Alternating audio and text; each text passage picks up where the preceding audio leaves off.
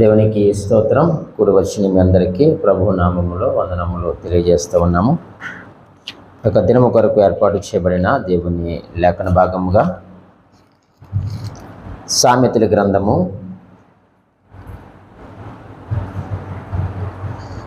1వ అధ్యాయము 23వ వచనములో ఇలాగూ రాయబడి ఉంది. సామెతల గ్రంథము 1వ అధ్యాయము 23వ వచనంలో ఇలాగూ రాయబడి ఉంది. నా గద్దింపు విని తిరుగుడి, ఆలకించుడి, నా ఆత్మను మీ మీద కుమ్మరించుదును, నా ఉపదేశమును మీకు తెలియజేసేదను. దేవుడు తన పరిశుద్ధ వాక్యము మన వెనుకటిలో దీవించి ఆశీర్వదించునుగాక. ఆమేన్. మంచిది. ప్రియమైన దేవుని సంగమా, చదివిన వాక్య భాగమును మనము కొద్ది నిమిషాలు ధ్యానం చేసుకుందాం. దేవుడు మనతో ఈరోజు చాలా సూటిగా తేటగా మాట్లాడబోతూ ఉన్నాడు. ఆయన యొక్క స్వరమును విని, ఆయన యొక్క గద్దింపును విని మన యొక్క ఆధ్యాత్మిక జీవితాలను మనము సరి చేసుకోవడానికి ప్రయత్నము చేద్దాం. ఈరోజు మన యొక్క వాక్యాంశం ఏమిటంటే గద్దింపు. ఈ రోజుల్లో సహజంగా మనుషులకు నచ్చింది ఏమిటంటే గద్దింపు. ఎవరైనా గద్దించారనుకోండి, అది నచ్చదు. తల్లిదండ్రులు పిల్లలను గద్దించినా ఈ రోజుల వరకు నచ్చడం లేదు. అలాగే స్కూల్లో టీచర్ స్టూడెంట్ని గద్దించినా నచ్చడం లేదు. వయసులో పెద్దవారు, పోనీ అన్నయ్య కానీ అక్క కానీ పిల్లలను గద్దిస్తే అది నచ్చడము లేదు. సరే, సంఘంలోకి వచ్చిన తర్వాత వాక్యం ద్వారా దేవుని యొక్క సేవకుడు గద్దించినా అది నచ్చడం లేదు. మరి దేవుని వాక్యం ఏమి సెలవిస్తూ ఉంది అని అంటే, నా గద్దింపు విని తిరుగుడి అనేటువంటి మాట మనం ఒకటి చూస్తూ ఉన్నాం. దేవుడు మనల్ని గద్దించినప్పుడు మనము బాగా అర్థం కావాలి అని అంటే, గద్దింపు అంటే హెచ్చరిక. అది గద్దింపు అంటే అర్థం ఏంటండి? హెచ్చరిక. అంతే కదా, హెచ్చరిస్తున్నారు. నువ్వు తప్పు చేయొద్దు అని నిన్ను హెచ్చరిస్తున్నారు. నువ్వు మాట్లాడొద్దు అని ఒక టీచర్ పిల్లలను హెచ్చరిస్తుంది. ఇదే గద్దింపు అని అంటే. అయితే వారికి అది హెచ్చరికగా కాక గద్దింపులో వారు తీసుకుంటున్నారు. ఈరోజు దేవుని విషయంలో కూడా చాలామంది ప్రస్తుతం ఉన్నటువంటి విశ్వాసులే కాదు కానీ మన ముందు తరం వారు కూడా అనేక మార్లు దేవుని యొక్క హెచ్చరికను, దేవుని యొక్క గద్దింపులను వారు తిరస్కరించినట్లుగా మనము పరిశుద్ధ గ్రంథంలో చూడగలుగుతున్నాం. అయితే ప్రియమైన దేవుని సంగమా, ఈ వాక్యాన్ని మనము ధ్యానం చేస్తూ ఉన్నప్పుడు ఆయన అంటున్నాడు, మీరు నా హెచ్చరిక విని లేక నా గద్దింపు విని మీరు నా వైపు తిరగండి. తిరిగితే నేను మీకు ఏదైతే నేను చేయదలచానో, చేయాలని ఆశ కలిగి ఉన్నానో నేను దానిని చేస్తాను, జరిగిస్తాను అంటున్నాడు. ఏమిటి ఆయన చేయదలిచింది అని అంటే, నా ఆత్మను మీ మీద కుమ్మరించదును అన్నారు. రెండోది మనం ఆలోచన చేస్తే, నా ఉపదేశమును మీకు తెలియచేస్తాను. దేవుని యొక్క ఆత్మను మనము పొందుకోవాలన్నా, దేవుని యొక్క ఉపదేశములను మనము తెలుసుకోవాలన్నా, లేక వినాలన్నా, వాటి ప్రకారముగా మనము జీవించాలన్నా ఖచ్చితంగా మనము దేవుని యొక్క హెచ్చరిక లేక గద్దింపునకు మనం ఏం చేయాలి? లోపడాలి. తిరగడము అని అంటే, రిటర్న్ అంటే అర్థం ఏంటంటే లోపడాలి. ఎవరైతే లోపడతారో వాళ్ళే ఏం చేస్తారు చెప్పండి? ఈరోజు క్రైస్తవులుగా, విశ్వాసులుగా, పరిశుద్ధులుగా దేవుడు మనతో కూడా మాట్లాడడానికి ప్రయత్నం చేస్తున్నప్పుడు, లేకపోతే మనతో మాట్లాడాలి అనుకున్నప్పుడు మనము ఆయన వైపు తిరగకుండా ఉంటే ఎలా మాట్లాడతాడు దేవుడు?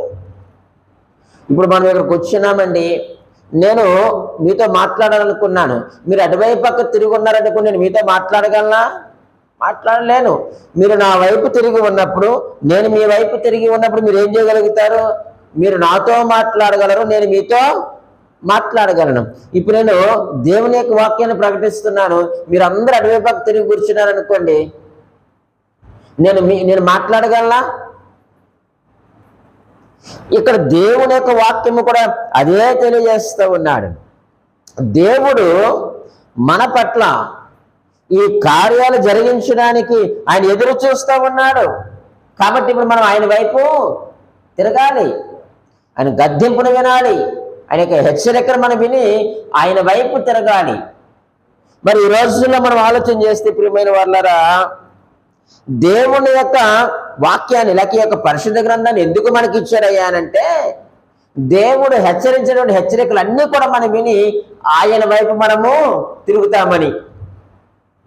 ఆయన వైపు తిరిగినప్పుడు దేవుని యొక్క ఆత్మను ఆయన ఏం చేస్తాడంటే మనలో కుమ్మరించాడు. అంటే ఆల్రెడీ మనకి దేవుని యొక్క ఆత్మ మనకు అనుగ్రహించాడు.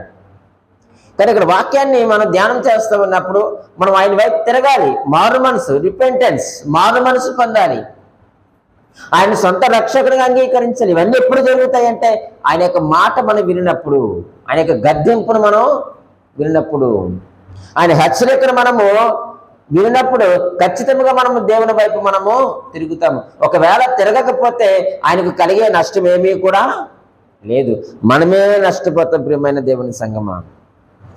కాబట్టి మనము దేవుని యొక్క ఆలోచనలు, దేవుని యొక్క ఉద్దేశములు, దేవుని యొక్క హృదయాన్ని మనము తెలుసుకోవడానికే దేవుడి పరిశుద్ధ గ్రంథాన్ని మనకు ఇచ్చి ఉంటున్నాడు.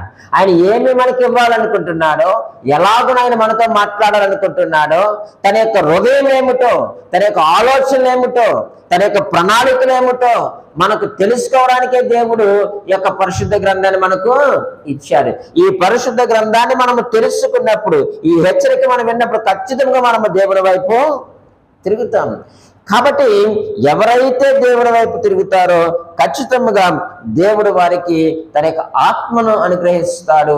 అలాగే తను మనకు ఉపదేశాన్ని కూడా చేస్తాడు. మనం ఎలా బ్రతకాలి, లేకపోతే మనం ఎలా జీవించాలి, ఎలా మాట్లాడాలి, ఎలాగో ప్రవర్తించాలి, ఎలా సాక్షిగా ఉండాలి, లేకపోతే మనం ఎటువంటి ఆహారం తీసుకోవాలి, ఎటువంటి వస్త్రములు మనము ధరించాలి, ఇవన్నీ కూడా మనకి ఎవరు బోధిస్తారంటే ఆయనే మనకు బోధిస్తాడు, దేవుడే మనకు బోధిస్తాడు. అవి చక్కగా విని మనం ఈ లోకములో ఆయనకు సాక్షులుగా జీవించినప్పుడు దేవునికి మనము సంతోషాన్ని కలిగించిన వారుగా మనం ఉంటాం. అయితే ప్రియమైన దేవుని సంగమా, ఈ చదివిన వాక్య భాగంలో మనం ఆలోచన చేస్తే ఒక వ్యక్తి గద్దింపు కొరకు ఈ మంచి మాట చెప్పాడు. ఈ గద్దింపు అనేటువంటిది చాలా గొప్పదండి, దీన్ని మనం తృణీకరించకూడదు. కొన్ని సందర్భంలో మనకంటే చిన్నవారు హెచ్చరించినా మనం ఆ గద్దింపును ఎప్పుడు కూడా తృణీకరించకూడదు. ఆ గద్దింపును మనం వినాలి. ఒక ఆయన అంటాడు కదా, పప్పుకి తాలింపు, అలాగే బట్టకు జాడింపు, విశ్వాసకి గద్దింపు. ఇవి చాలా మంచిదంటండి. పప్పుకి తాలింపు లేకపోతే రుచి ఉండదు, అది మంచి మాట చెప్పారు. అలాగే బట్టకి జాడింపు, సోపు పెట్టిన తర్వాత జాడించకుండా మనం ఆరబెడతామండి, జాడించకపోయినా అది వేస్ట్. అలాగనే విశ్వాసకి గద్దింపు చాలా మంచిదటండి. మరి ఈరోజు దేవుని వాక్యం మనం గద్దిస్తూ ఉన్నప్పుడు ఆ గద్దింపునకు మనం లోపడుతున్నామా, అది మనం ఆలోచన చేసుకోవాలి. ఎవరో మనుషులు గద్దిస్తే వాళ్ళ మాట మనం వినం, ఎందుకంటే మనకు నచ్చదు. ఎవరో నన్ను గద్దించడం ఏంటి, ఎవరో నాకు చెప్పడం ఏంటి, వాడెంత వీడెంత అనేటువంటి ఆలోచన మనకు వచ్చేస్తుంది, ఎందుకంటే మన మనుషులు సహజంగా. కానీ ఎవరు గద్దింపుని వినాలి ప్రాముఖ్యంగా అంటే దేవుని వాక్యము నన్ను, నిన్ను, మిమ్మల్ని, మనందరినీ గద్దించినప్పుడు ఖచ్చితంగా మనం ఏం చేయాలట, వినాలి. అది మనకు చాలా మంచిది. అయితే కొన్ని గద్దింపులు పరిశుద్ధ గ్రంథంలో ఉన్నాయి, వాటిని మీ ముందు ఉంచుతాను. వాటి ప్రకారంగా మనము జీవించే ప్రయత్నాన్ని మనము ఈ భూలోకంలో మనం చేద్దాం. 141వ కీర్తన 141వ కీర్తన 5వ వచనాన్ని మనము చదువుకుందాం.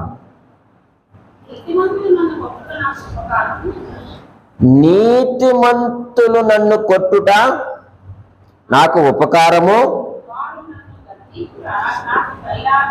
వారు నన్ను గద్దించుట నాకేంటండి ఇది? తైలాభిషేకము. ఎంత గొప్ప మాట ప్రియమైన దేవుని సంగమా. చూడండి ఎంత అద్భుతంగా ఉంది ఆ మాట. నీతిమంతులు నన్ను కొట్టుట నాకు ఉపకారము. నీతిమంతులను కొట్టుట ఉపకారము, వారు నన్ను గద్దించుట నాకు తైలాభిషేకము అనేటువంటి మాటను మనం చూస్తున్నాం. అంటే ఇక మనం ఆలోచన చేస్తే నీతిమంతుల గద్దింపు తైలాభిషేకం అటండి. ఏంటండి? నీతిమంతుల గద్దింపు అది తైలాభిషేకం అని దేవుని వాక్యం ద్వారా తెలియజేస్తున్నాడు. ఇక్కడ ఏమంటున్నాడయ్యా అంటే, దుర్మార్గులు చేసే విందులో ఉండడం కంటే న్యాయవంతుల చేతిలో దెబ్బలు తినడం ఎంతో ఉత్తమం అంట. అదే ఈ వాక్యం యొక్క అర్థం. దుర్మార్గులు చేసేటువంటి విందులోనికి వెళ్ళి నేను ఉండడం కంటే, ఆనందించడం కంటే న్యాయవంతుల చేతిలో దెబ్బలు తినడం ఎంతో ఉత్తమం అంటున్నాడు. చెడ్డవాడి పొగడ్తల కంటే మంచివాడి గద్దింపు మంచిది. చెడ్డవాడు పొగుడుతాడు, మంచివాడు ఎప్పుడు కూడా గద్దిస్తాడు. అందుకే సామెతల గ్రంథము 27వ అధ్యాయము 6వ వచనములో మనందరికీ తెలిసినటువంటి వాక్య భాగమే 27వ అధ్యాయము 6వ వచనంలో చూడండి. మేలును కోరి స్నేహితుడు గాయములు చేయును, పగవాడు లెక్కలేనన్ని ముద్దులు పెట్టును అనేటువంటి మాటను మనం చూస్తున్నాం. ప్రియమైన దేవుని సంగమా, చెడ్డవాడి పొగడ్తల కంటే మంచివాడి గద్దింపు చాలా మంచిది. న్యాయవంతులు లేక యథార్థవంతులు, నీతిమంతులు ఎందుకు మాటలు చెప్తారండి? అవి దిద్దుబాటు కోసమే హెచ్చరిక, నిన్ను సరిచేయడానికే ఆ గద్దింపు. ఈరోజు న్యాయవంతులు, నీతిమంతులు మనల్ని హెచ్చరించినప్పుడు వాటిని మనము తీసుకోవాలి, వాటిని మనం రిసీవ్ చేసుకోవాలి. ఎందుకు వారు హెచ్చరిస్తున్నారు అంటే అది దిద్దుబాటు కోసమే అన్న విషయాన్ని మీరు జ్ఞాపకం చేసుకోవాలి. ఎవరు హెచ్చరించినా దాన్ని మీరు సంతోషంగా మీరు స్వీకరించండి. ఎందుకంటే నీతిమంతుల యొక్క గద్దింపు అది తైలాభిషేకము. మీకు ఒక భక్తుని జ్ఞాపకం చేస్తాను, మనందరికి కూడా తెలుసు ప్రియమైన వాళ్ళారా. ఎవరు ఆ భక్తుడయ్యా అనంటే భక్తుడైనటువంటి దావీదు గారు. దావీదుని నాతాను గారు గద్దించారు. 2వ సమూయేలు గ్రంథంలో మనందరికీ తెలిసినటువంటి సందర్భం. 12వ అధ్యాయంలో 1 నుంచి 9 వచనాలటువంటి సారాంశం మనందరూ కూడా తెలుసు ప్రియమైన వాళ్ళరా. నాతాను వచ్చి దావీదు గారిని గద్దించినప్పుడు దావీదు గారు సంతోషంగా స్వీకరించారండి. సంతోషముగా ఆ మాటలు విన్నారండి, ఆయన యొక్క హెచ్చరికను విన్నారండి. మనకు ఆ స్టోరీ తెలుసు కదండి. ఒక పట్టణం మంది 2 మనుషులు ఉన్నారని, ఒకడు ఐశ్వర్యవంతుడని, ఒకడు దరిద్రుడని, వారికి మందలు ఉన్నాయని, వీరికి ఒక గొర్రె పిల్ల ఉందని. ఒకరోజు బంధువులు వచ్చినప్పుడు వారి మానేసి వీరి యొక్క గొర్రె పిల్లని విందు చేసినాడని ఈ విషయాలను తెలియజేసినప్పుడు ఎవరా మనుషుడు, ఎవరైనా శిక్షించాలి అనేటువంటి ఒక మాటను దావీదు గట్టిగా చెప్పినప్పుడు నాతాను ప్రవక్త గారు అన్నారు, అది నీవే అన్నాడు కదండి. అది ఎవరు? ఆ తప్పు చేసింది ఎవరు? నీవే. ఆ అన్యాయం చేసింది ఎవరు? నీవే. అక్రమం చేసింది ఎవరు? నీవే అని ఆ యొక్క నీతిమంతుడు గద్దించినప్పుడు ప్రియమైన దేవుని సంగమా, దావీదు గారు దాన్ని స్వీకరించారు. దావీదు గారు ఏం చేశారు చెప్పండి? స్వీకరించారు. మీరు చూడండి, చదవండి 13వ వచనంలో 2వ సమూయేలు గ్రంథము 12వ అధ్యాయము 13వ వచనంలో ఈ మంచి మాటను ఆయన మాట్లాడుతూ ఉన్నారు. నేను పాపము చేసితినని దావీదు నాతానుతో అనగా. దావీదు ఏమన్నాడండి? ఎస్, నేను పాపం చేశాను. మరి పాపం చేసిన సంగతి అంతవరకు అతనికి తెలియలేదంటే అతనికి తన యొక్క మనోనేత్ర గుడ్డితనం కలిగిన కారణాన తప్పు చేశాడు. కానీ ఎప్పుడైతే నీతిమంతుడు హెచ్చరిక చేశాడో, ఎప్పుడైతే నీతిమంతుడు గద్దించాడో, ఆ గద్దింపుడు ఆయన ఏం చేశాడు అయ్యానంటే సంతోషంగా స్వీకరించి తన యొక్క తప్పును ఆయన ఏం చేశాడు చెప్పండి? దిద్దుకున్నాడు. తన తప్పును దిద్దుకున్నాడు. నేను పాపము చేసి తినని దావీదు నాతానుతో అనగా నాతాను అంటున్నాడు. నీవు చావకుండినట్లు యెహోవా నీ పాపమును పరిహరించెను. నీ పాపమును ఎప్పుడు దేవుడు క్షమిస్తాడో తెలుసా? ఎప్పుడు పరిహరిస్తాడో తెలుసా? ఆయన యొక్క గద్దింపుని విన్నప్పుడు, ఆయన యొక్క హెచ్చరికని విన్నప్పుడు, విని లోబడి ఆయన తట్టు తిరిగినప్పుడు ఆయన మన యొక్క పాపములను ఆయన ఏం చేస్తాడండి? క్షమిస్తాడు, లేక పరిహరిస్తాడు.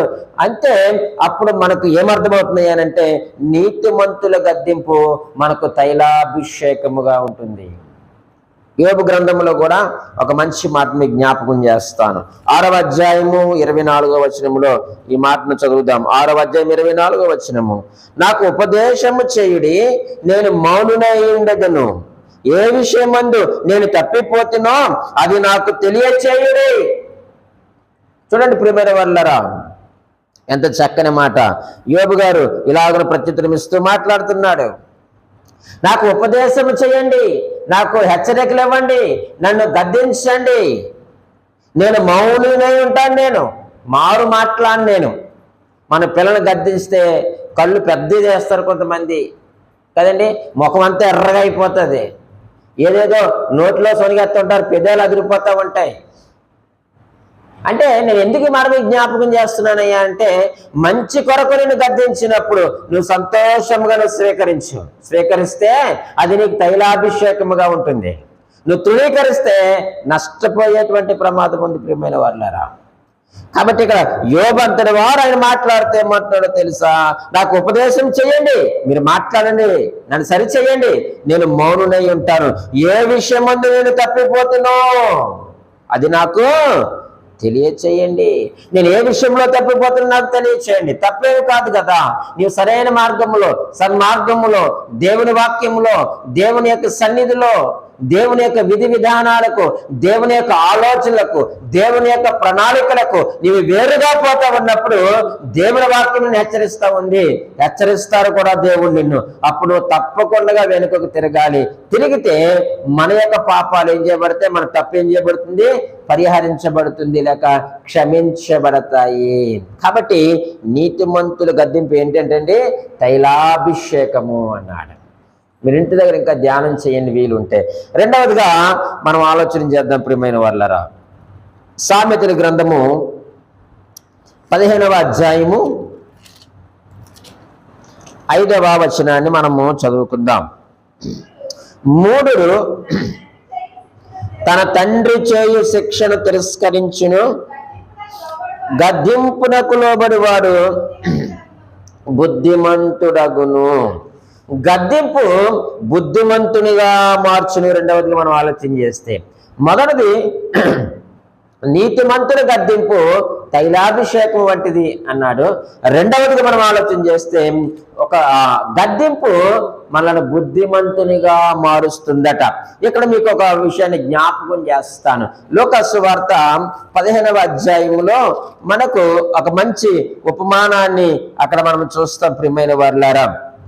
ఏమిటా ఉపమానము అనంటే 17వ వచనం నుంచి మనం ఆలోచన చేస్తే తప్పిపోయిన కుమారుని గురించి 11వ వచనం నుంచి అవన్నీ కూడా వివరంగా ఉంటాయి.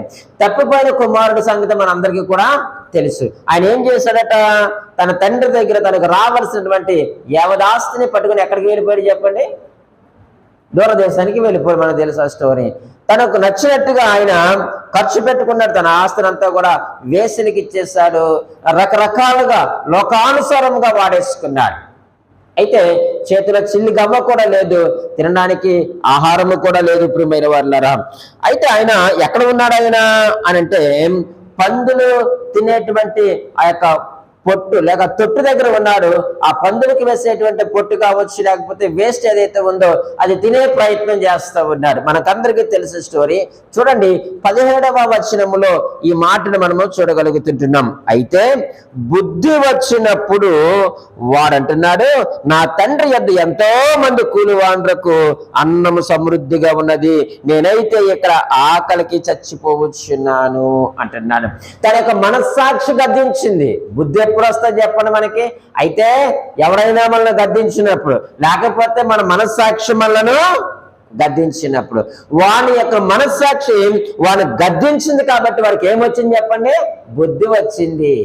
ఈరోజు చాలా మంది మనస్సాక్షి గద్దించినా సరే కానీ మనము నాపరాల్లా తయారైపోయాం. నాపరా ఏంటో తెలుసు కదండి, అదే రోడ్లు వేయడానికి ఉపయోగిస్తారు కంకర రాళ్ళు, అవి పెద్దవి అనమాట, బండ్లు నాపరాళ్ళు అంటారు మా వైపు.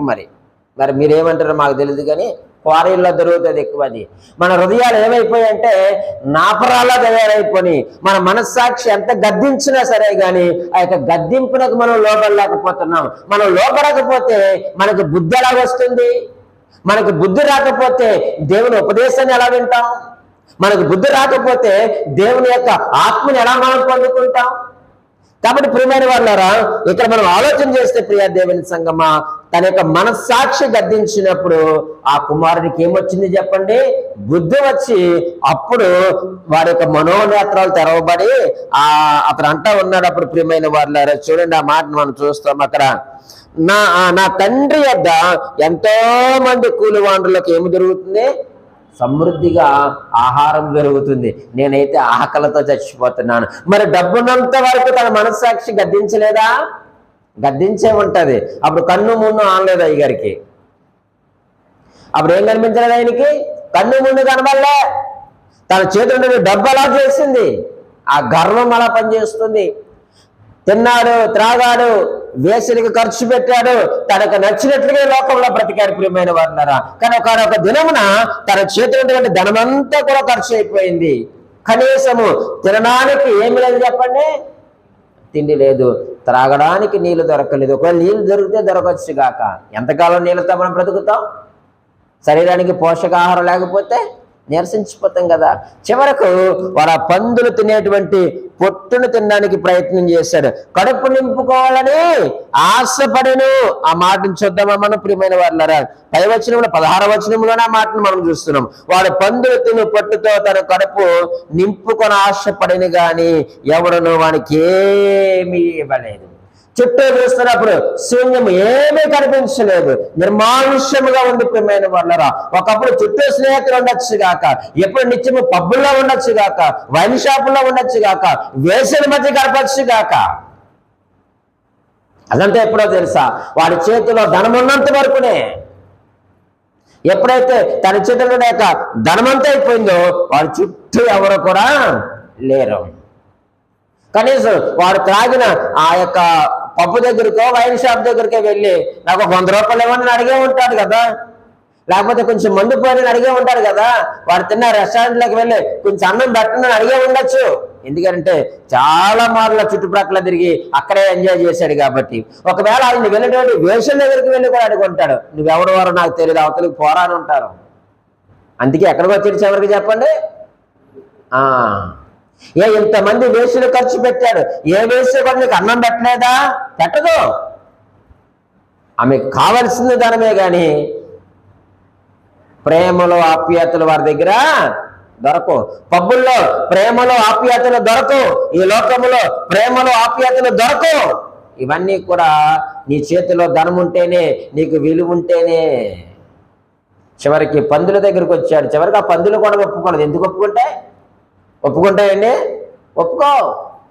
దేవుణ్ణి కాదని, పరమ తండ్రిని కాదని మనం ఆయనకు దూరంగా పోతే ఈ లోకంలో ఎవరు ఒప్పుకోరు, నిన్ను నన్ను. పశువులు కూడా ఒప్పుకో.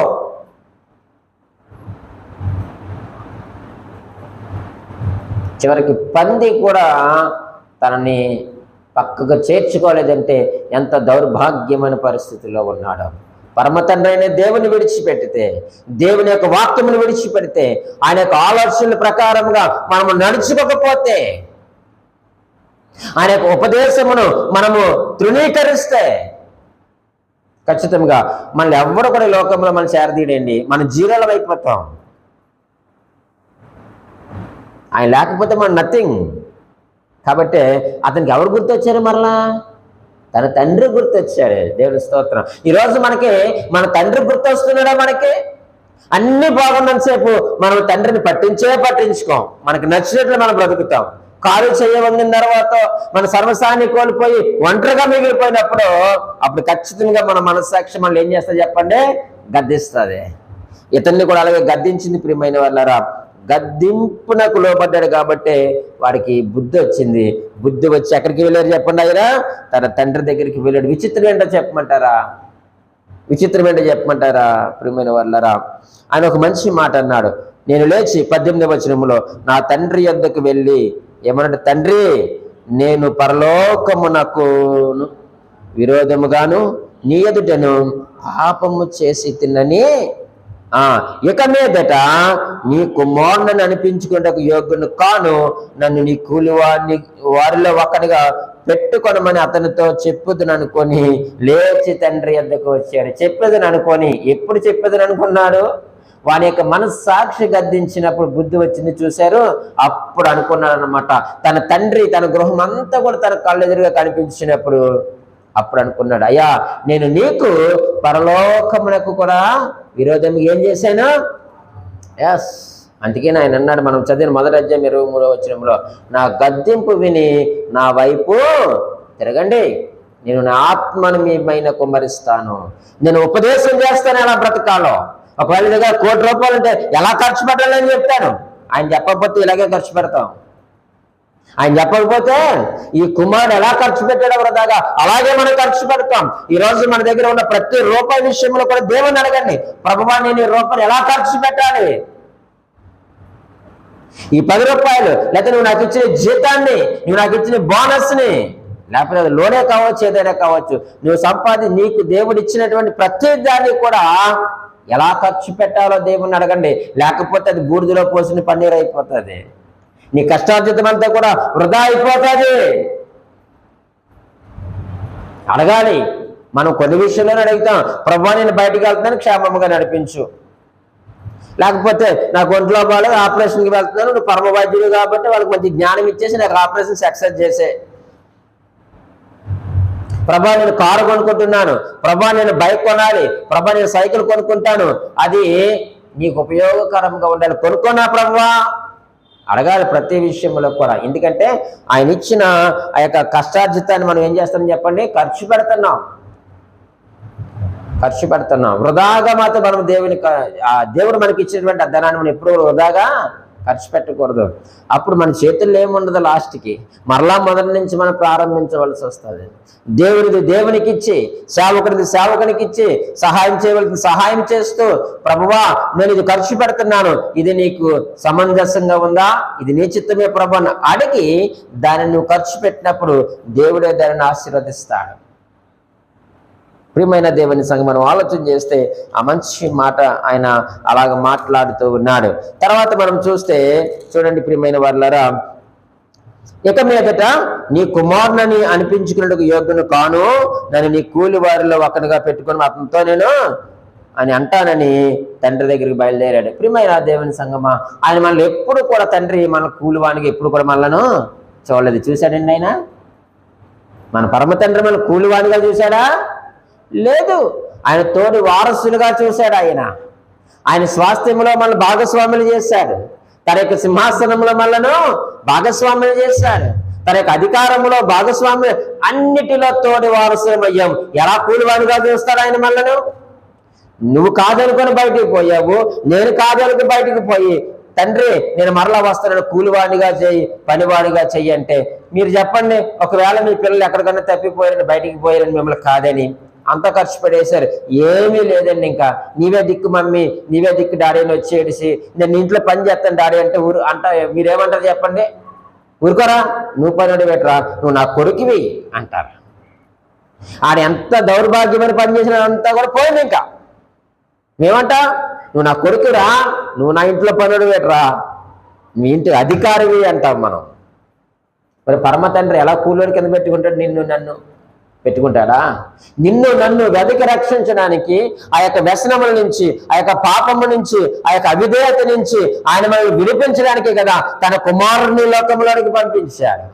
ఆయన సిలువకు అప్పగించాడు కదా. ఆయన సిలువ మరణము ద్వారానే కదా మన పాపములన్నీ ఆయన పరిహరించాడు. ఆయన మనం చేసిన ప్రతి తప్పిదమును ఆయన సిలువ మరణము ద్వారే కదా మనకి క్షమాపణ దొరికింది. ఇప్పుడు మనము ఆయన తోడి వారసులము. యేసుక్రీస్తు వారికి ఏ అధికారాన్ని అయితే దేవుడు ఇచ్చాడో మనకును అదే అధికారాన్ని ఇచ్చాడు. నీకు అది చాలా ఫ్రీగా ఇవ్వబడింది, ఉచితంగా ఇవ్వబడింది, కానీ ఆయన చాలా ఖర్చు పెట్టాడు మన కొరకు. ఒక మాట చెప్పమంటారా ప్రియమైన వాళ్ళరా, మనం చాలా మార్లు అనేక మార్లు ప్రభువా నేను విలువ లేని వాడిని అంటూ ఉంటాం కదా. మన విలువ లేని వారమైతే దేవుడు అంత విలువైన రక్తాన్ని ఎందుకు చిందించాడండి మన కోసం? నాకు అదే ఆలోచన వస్తూ ఉంటుంది. అయ్యో ప్రభా నేను విలువ లేని వాడిని, ఎందుకు పనికిరాని వాడిని, విలువ లేని వాడిని అంటాం కదా. మరి మన విలువ లేని వారమైతే అంత విలువైన రక్తాన్ని ఆయన ఎందుకు పెట్టాడు? అంత ఆయన రక్తాన్ని పెట్టాలా? గొర్రెపిల్ల రక్తం సరిపోదా? లేకపోతే ఒక మేకపిల్ల రక్తం సరిపోదా? ఎడ్ల యొక్క రక్తం సరిపోదా? కానీ ఒకవేళ నీవు మనుషుల్లోని విలువ లేని వాడిగా, విలువ లేని దానికని ఉండొచ్చు కాక, కానీ మనము పరమ తండ్రి విషయంలో చాలా విలువైన వారం. ఆయన రక్తానికి వెల కట్టగలవా మనం చెప్పండి? మరి విలువ మనకి ఎందుకు విలువ లేదు? ఎంతో విలువైన రక్తాన్ని ఇచ్చాడు కదా, వెల కట్టలేని రక్తాన్ని మనకి ఇచ్చాడు అంటే మన విలువైన వారమనే కదా అర్థం. అయితే మనకు మనమే విలువను పోగొట్టుకున్నామండి. మనకు మనమే తండ్రి అయిన దేవుడు మనకి ఇచ్చినటువంటి ఆ యొక్క వాల్యూస్ అన్నిటినీ కూడా మనం వదులుకున్నాం, పోగొట్టుకున్నాం అధికారాన్ని మనమే. కాబట్టి మరలా తప్పిపోయిన కుమారుడు తిరిగి వచ్చినప్పుడు ఆయన ఏం చేశాడు? సర్లేరా ఏదో మూడు పడుండి అన్నాడా? ఏదో ఆ పనులతో పాటు నువ్వు ఉండన్నాడా? వాళ్ళు తినే ముద్ద నువ్వు తినన్నాడా? లేదు కదా. తండ్రి దూరంగా ఉండగానే పరిగెత్తుకుంటూ వెళ్ళి మెడ మీద పడి ముద్దు పెట్టుకున్నాడండి ఆయన. మరి ఇతను మనసులో అనుకున్న మాటలు ఏదైనా చెప్పాడా తండ్రికి? అక్కడ నేను ఇలా వెళ్ళి ఇలా మా నాన్నగారితో నేను చెప్పాలనుకుంటున్నాను అనుకున్నాడు మనసులో. ఆ మనసులో అనుకోవడానికి గల కారణం ఏంటంటే తన యొక్క మనస్సాక్షి గద్దించింది, బుద్ధి వచ్చింది అతనికి. మంచిదే, మనసులో అనుకున్నాడు అక్కడ చాలా బాగుంది, అనేక మందికి ఆహారం దొరుకుతుంది, నీడ ఉంది, విశ్రాంతి ఉంది, నెమ్మదితో ఉన్నారు, ఆరోగ్యంగా ఉన్నారు, నా పరిస్థితి బాగోలేదు, నేను ఎన్ని స్థితిలో ఉన్నాను అని అనుకొని తండ్రి నేను పాపం చేశానని ఒప్పుకుంటానని హృదయంలో అనుకున్నాడు. వాటితోనే అలా వెళ్ళాడు, కానీ ఒక్క మాట కూడా తండ్రి అతన్నే మాట్లాడనివ్వలేదు. చూస్తున్నాడు వేడపై నుంచి మాసిపోయినటువంటి గడ్డమంతా కూడా పెరిగిపోయింది, బట్టలన్నీ కూడా మాసిపోయాయి, బక్క చిక్కిపోయాడు, ఎండిన స్థితిలో వస్తూ ఉన్నాడు. కానీ తండ్రి దూరం నుంచి చూసి ఎస్ అతను నా కుమారుడే అనుకొని పరిగెత్తుకుంటూ వెళ్ళాడు. ఏం మాట్లాడే అవకాశం ఇవ్వలే. బుక్కుని వెళ్ళి మెడ మీద పడి ముద్దు పెట్టుకొని కౌగిలించుకున్నాడు. అతని బట్టలు చూస్తే కంపు కొడతా ఉన్నాయి. ఆ పందులు తినేటువంటి పొట్టు దగ్గరికి వెళితే అక్కడ వాతావరణం ఏమీ బాగోదు, టైల్స్ ఏమి ఉండవండి, అక్కడ రూమ్ స్ప్రేలు ఏమి కొట్టరండి, చాలా వరస్ట్ స్మెల్ వస్తుంది అక్కడ. అటువంటి పరిస్థితి నుంచి లేచి వచ్చినప్పుడు ఆ తండ్రి వెళ్ళి హత్తుకున్నాడనంటే తండ్రి ప్రేమకు అవధులు లేవు. నీ విషయంలో నా విషయంలో ఎప్పుడూ కూడా కొన్ని నియమాలు పెట్టుకోలేదు దేవుడు. ఆయన మనల్ని విస్తారముగా ప్రేమించాడు. ఆయన ప్రేమకు హద్దులు లేవు, సరిహద్దులు లేవు ఆయన ప్రేమకు మన విషయంలో. ఒకవేళ మనుషులు పెట్టేటువంటి ఆ యొక్క చూసే విధానంలో ఆ యొక్క ప్రేమలో హద్దులు సరిహద్దులు ఉంటాయేమో, కానీ దేవుడు మనల్ని ప్రేమించుటలో ఎటువంటి హద్దులు లేవు. తీసుకుని వెళ్ళి మొదటి కంటే ఎక్కువగా తన కుమారుని హెచ్చించాడు కదండి. తన వస్త్రాలన్నీ తీసివేసి చక్కని నారబట్టలు ధరింపజేశాడు, చక్కని అంగుళికం పెట్టించాడు కదండి, కొత్త చెప్పులు తొడిగించాడు, చక్కగా తిరిగి మరలా తన యొక్క స్థానాన్ని తనకి ఇచ్చాడు, గొప్ప విందుని చేయించాడు. ఒకవేళ అతనున్న కాలంలో మామూలుగా ఏదో సండే బిర్యానీ వండుకున్నారేమో, ఏదైనా ఫెస్టివల్ జరిగితే బిర్యానీ వండుకున్నారేమో, కానీ ఇప్పుడు ఏం చేసేటైనా అందరికీ కూడా గొప్ప విందు చేయించాడు. తప్పిపోయి నా కుమారుడు మరలా నాకు దొరికాడు, వాడికి బుద్ధి వచ్చింది, వాడి మనస్సాక్షి వాడిని గద్దించినప్పుడు బుద్ధి వచ్చింది. ఈరోజు దేవుడు మనకి వాక్యాన్ని ఎందుకు ఇచ్చాడో తెలుసా? ఈ వాక్యం ద్వారా మనం గద్దిస్తూ ఉన్నప్పుడు, మనం హెచ్చరిస్తూ ఉన్నప్పుడు మనము కూడా బుద్ధి తెచ్చుకోవాలి. బుద్ధి తెచ్చుకొని ఆయన వైపు మనం తిరిగినప్పుడు ఖచ్చితంగా ప్రియమైన వాళ్ళరా ఆయన మనల్ని హత్తుకుంటాడు, ఆయన మనల్ని చేర్చుకుంటాడు. మునుపటి కంటే అత్యధికముగా ఆయన మనల్ని ఏం చేస్తాడు చెప్పండి? ఆశీర్వదించేటువంటి దేవుడు.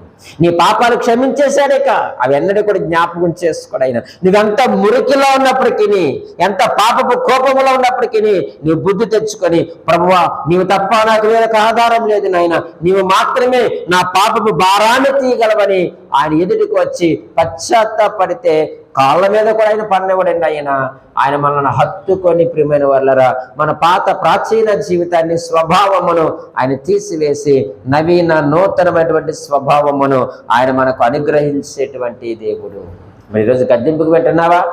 భర్త గద్దిస్తే భార్యగా నువ్వు ఏం చేయాలా? లోబడాలా? లోబడుతున్నారండి?